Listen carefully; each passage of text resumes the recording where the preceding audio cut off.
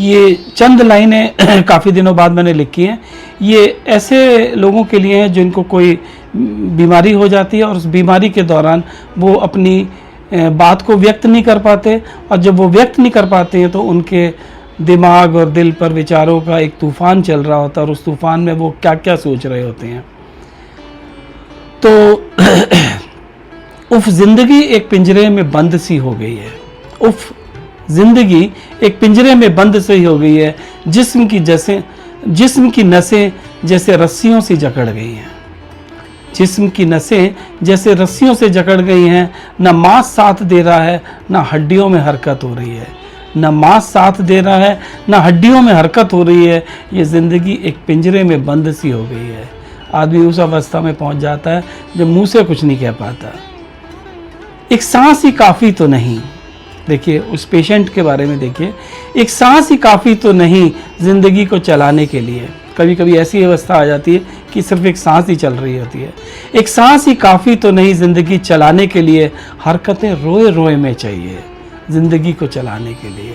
हरकतें रोए रोए में चाहिए ज़िंदगी को चलाने के लिए।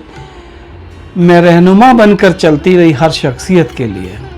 कुछ लोग पूरी ज़िंदगी दूसरों के लिए कुछ ना कुछ करते रहते हैं, पर जब ये बीमारी का समय आ जाता है तो ये ख्याल आता है कि मैं रहनुमा बनकर चलती रही हर शख्सियत के लिए, अब रहमो करम पर चल रही हूँ उनके, अब रहमो करम पर चल रही हूँ उनके सांसों को अपनी चलाने के लिए। इन लाइनों को फिर से गौर से सुनिए, ये कहीं ना कहीं सब पर ही अप्लाई होती हैं कि मैं रहनुमा बनकर चलती रही हर शख्सियत के लिए, अब रहमो करम पर चल रही हूँ उनके, अपनी सांसों को चलाने के लिए। मेरे दिल की गहराइयों में झांक कर देखो, मेरे दिल की गहराइयों में झांक कर देखो, अब सिर्फ अंधेरे मिलेंगे।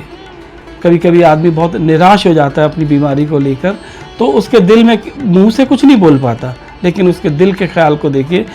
मेरे दिल की गहराइयों में झांक कर देखो, अब सिर्फ अंधेरे मिलेंगे। तुम रोशनी का दिया जलाओगे पर यहाँ तूफान न टिकने देंगे। वो तूफान जो विचारों के अंदर चल रहे होते हैं वो किसी भी आशा और उम्मीद को टिकने नहीं देते। अब मेरे दिल की गहराइयों में झांक कर देखो, अब सिर्फ अंधेरे मिलेंगे। तुम रोशनी का दिया जलाओगे पर यहाँ तूफान न टिकने देंगे। मैं हारती जा रही हूँ, तुम भी हार जाओगे एक दिन। एक ऐसा वक्त भी आ जाता है जब आप तसल्ली भी नहीं दे पाते किसी को, और वो अंदर से समझ रहा है या समझ रही है, मैं हारती जा रही हूँ, तुम भी हार जाओगे एक दिन। मैं पिंजरे में छटपटा रही हूँ, तुम मुझे उड़ाने की प्रार्थना में लग जाओगे एक दिन। जब आदमी इस अवस्था में पहुँच जाता है कि सब कहते हैं उसको मुक्ति मिल जाए, तो मुक्ति मिलने की कामना को इस तरह से लिखा गया है कि मैं हारती जा रही हूँ, तुम भी हार जाओगे एक दिन। मैं पिंजरे में छटपटा रही हूँ, तुम मुझे उड़ाने की प्रार्थना में लग जाओगे एक दिन। मैं तन्हाइयों को बेखौफ देखती रही। जब आदमी अकेला होता है बिना किसी डर के अपनी तन्हाइयों को भी काट देता है, लेकिन जब बीमारी आती है, मैं तन्हाइयों को बेखौफ देखती रही, अब खौफ है तन्हाइयों में जा रही हूँ।